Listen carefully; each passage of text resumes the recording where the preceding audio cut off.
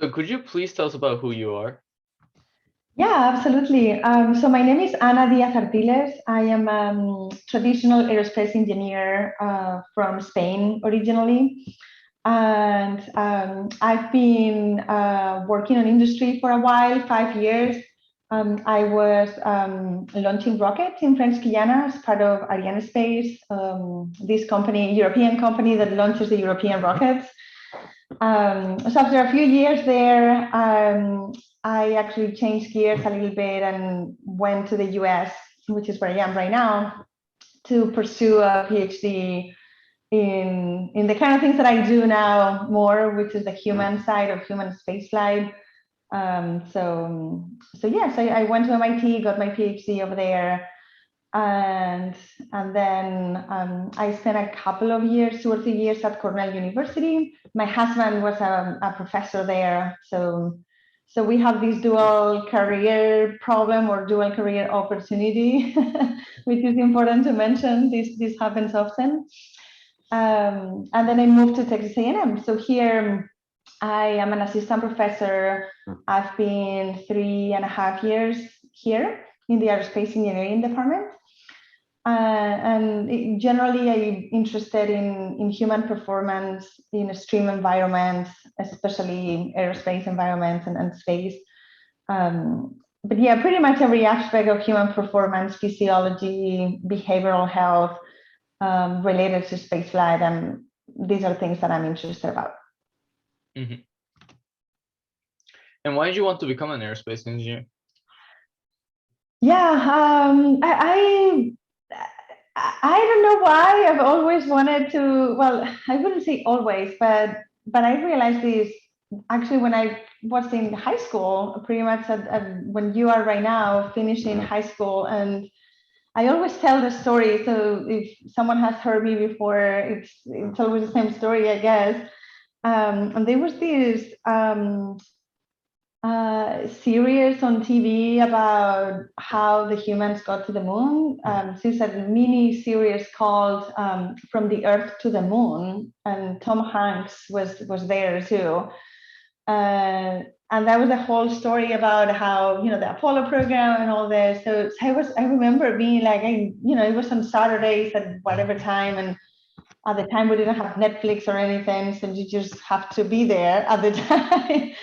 And I just got really excited. It was like I wish I could be one of those people, right, involved in sending people to the moon or sending people to Mars. And that's sort of how we started. Okay, I want to study this, and I sort of pursue that path. So your interests include subjects about interaction between humans and the aerospace and environment. So why did you choose to specialize in this area? Yeah, well, as I mentioned, this whole idea of astronauts going to space that always have been something that I really, really liked, and I was very interested in this area. So I would say that when I was studying aerospace engineering in Spain, so we just had one option. There was just one school at the time, and still is a very traditional aerospace, airplanes, engines, airports. We have actually a lot of airports and very little space, just a tiny bit. And it was more about satellites and systems engineering on that side, and way less about humans. I don't even remember we talked about humans at all. But that was my only choice. So I sort of said, okay, well, this is what it is. And I got very excited about launching rockets for a few years. And I wasn't really thinking about, I want to change to something else. But eventually this came out. And I was like, yeah, I really want to do this. So I sort of went for it and dropped my job, quit my job. And I started going back to school when, I had a really good position already. So it was something that I've always been passionate about, and eventually I changed my path to be back on track of where I wanted, even if it was a little bit late in my career. And could you talk about the differences in performance between a person in space and a person on Earth? Yeah, so there are many things that are different, but I guess the one of the most important ones is the fact that subjects are not, or people are not subjected to gravity anymore. Gravity is still there; they are still free falling, but they don't experience that gravity. So multiple things can happen, and one of the ones that I'm more interested about is this idea of fluid shifts.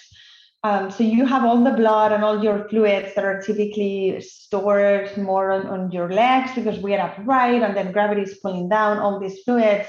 This doesn't happen anymore. So there is this redistribution of fluids around the body, and that is going to cause the body to adapt to that new situation.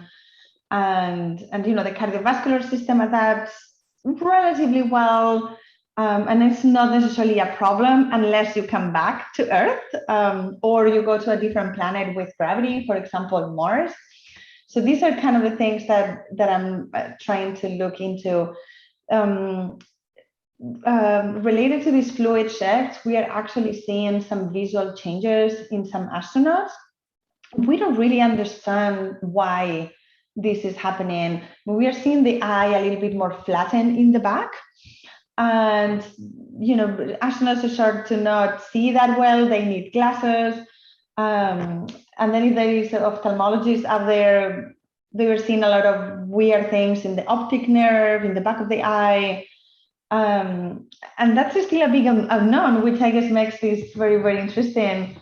But this could be a problem if people get blind before getting to Mars, or have big issues there. That's going to be an issue. So lots of people are trying to understand these changes.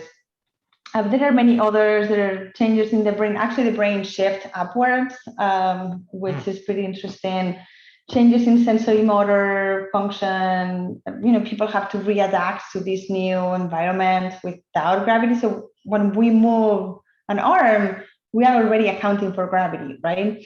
Where we are tilting ourselves, we already know, well, I know I'm tilting this much because I have all my mental models already built based on gravity.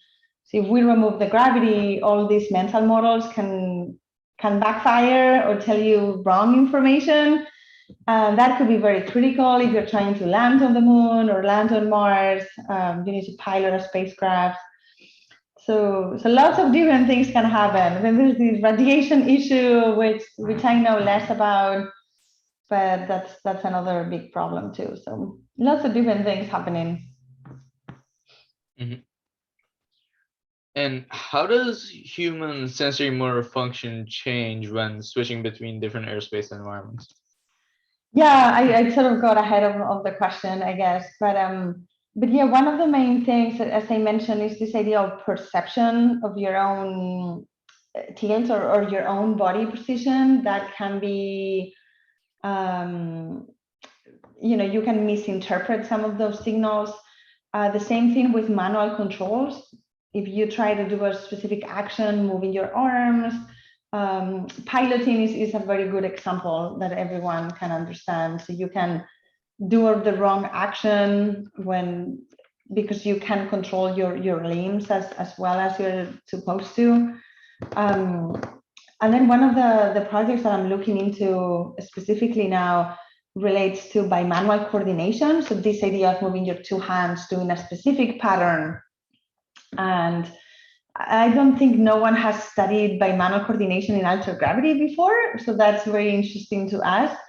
And we will be sending some people into a parabolic flight, which you can simulate, not simulate, you can experience up to 20-ish seconds of microgravity, and other gravities, other partial gravities, to see if we see some changes and try to understand those things before. So we can come up with countermeasures to make sure this doesn't happen. Mm-hmm. You also do work on spacesuits and extravehicular activities. So could you talk about some of the problems that you're trying to alleviate with your research? Yeah, so the spacesuit work is really, really exciting. When if you think about a spacesuit, spacesuits are big balloons with pressurized gas inside. So as a good balloon, it's really hard to move inside. So that's one of the main issues of these spacesuits. People need a lot of force to move inside the spacesuit.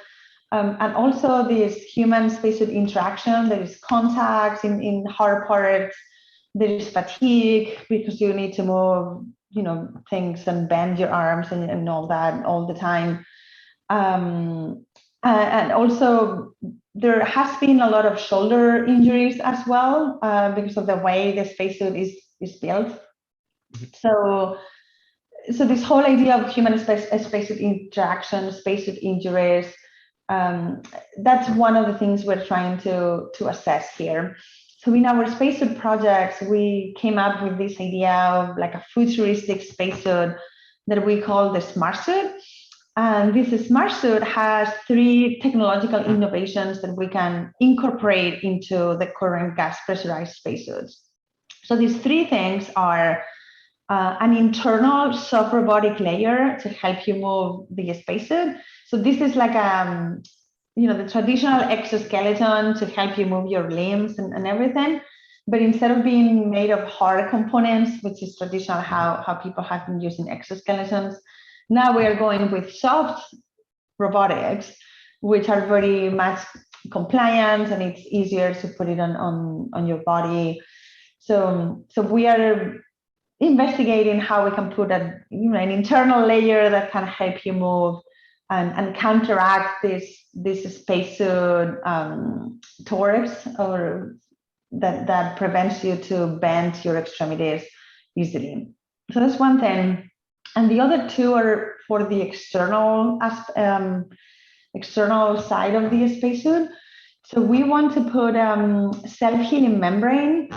So that's pretty obvious. If you get a hole in a gas pressurized spacesuit, you are in trouble. So you can find a way to get that hole sealed. So at least you can come back to safety. So we are working on some formulations for that with my collaborator at Cornell University, Professor Rob Shepard. And then within the membrane, the idea is to have optoelectronic sensors also, so you can interact better with the environment. When you press certain things, you can see how much you are pressing, or if your membrane is going to break because it's stretching too much, that sensor is going to stretch with it, and you're going to get that information too and that feedback. So that sort of adds a little bit of more safety, more interaction with the environment, plus the soft robotic element that helps you move on the surface a little bit better. And all that. So that's our futuristic concept that we're working towards. And could you also talk about some of your work in artificial gravity and space countermeasures? Yeah. So if you realize that everything has sort of the same theme, right? It looks like very different projects, but it's all about human performance in space environments. So I mentioned all these issues that we're seeing when people go to space and you remove gravity. So you have cardiovascular deconditioning. I mentioned issues with sensory motor system. There is also bone loss, muscle atrophy that I didn't mention before. So it looks like we have all these different systems having problems, and the current countermeasures are very system specific. So maybe this might work for muscle, but it's not going to work for cardiovascular, or bone versus cardiovascular. So the thing is, well, if we're seeing, if the problem is that we remove gravity, let's just put gravity back in, and that could solve all the issues at the same time, or most of the issues. And the radiation is not one of them, but it can solve most of the issues. So the big question is, well, okay, let's put gravity in, and everyone pretty much agrees that's a good idea. The problem is we don't know how to do this. Like, we don't know how much gravity we need to give you. Maybe we don't need 1G. Maybe we need 0.8 or 0.7, and that's going to be enough. Or maybe that's going to be enough for bone, but not for muscle. So it's more complicated than just picking a point, but this idea of understanding how much gravity you need, or put a little bit more scientifically, this is called the dose response curves of gravity. Like, how are the system reacting to gravity? What happens if I change gravity? So that's sort of one of the questions that I am trying to address currently. Specifically, I'm very interested in the cardiovascular system. So we are looking at generating these dose response curves between 0G and 1G, to see, well, if I give you 0.1G, this is how you react to it. If I give you 0.2G, this is how you react to it. And then we can also start thinking about short-term versus long-term. I can put you under a certain amount of gravity 5 minutes, and you're going to respond a certain way, or I can put you 3 days, and then maybe you are going to adapt to it a little bit, or I'm going to put you 60 days. Or I'm going to put you 1 hour every day for a month. There are lots of combinations. So this is what this problem is very hard, and it's not like we can try everything very quickly. So we are currently looking at acute exposure, so put people in under a certain gravity level for 5 minutes or 10 minutes, and getting some measurements in there. And the instruments we're using, I wish we could change gravity on Earth, but we still can't do that. But we have certain tools that we can use to simulate different gravity levels. So one of the obvious ones is a centrifuge. So we can put someone on a centrifuge and study different gravitational levels. We are also using other devices. There is classical device very well known in this field, which is called lower body negative pressure. And this works as it is. So you apply negative pressure in your lower body, and that is going to make all your blood and fluid sort of go back to your legs, because you create negative pressure. So that's simulating these fluid shifts that you get when you get upright, for example, with the advantage that we can tweak how much we wanna make that fluid shift, how big we want to do it. So we are using this device as well. And then finally, we are using something relatively simple, which is a tilt table. We can have someone upright and stay with 1G. Then we can have someone tilted a little bit less, and then this is less Gs, and then you can change the angle, and then you're going to recreate that fluid shift as well. So we are using those tools to try to understand ultragravity in how ultragravity affects human responses in specifically cardiovascular responses. Mm-hmm. So what would you say has been your toughest accomplishment so far in your career? Yeah, this is a hard question, and I don't think I can pick a specific event or a specific thing. I think I'm going with this idea of really being perseverant in my dreams, right? And I guess this tied up a little bit with my story and how I end up here. I just fight it out as much as I could, and sometimes wasn't easy, and I got plenty of rejections, and I kept going, and when I started submitting grants, plenty of rejections, and you think you're never gonna make it.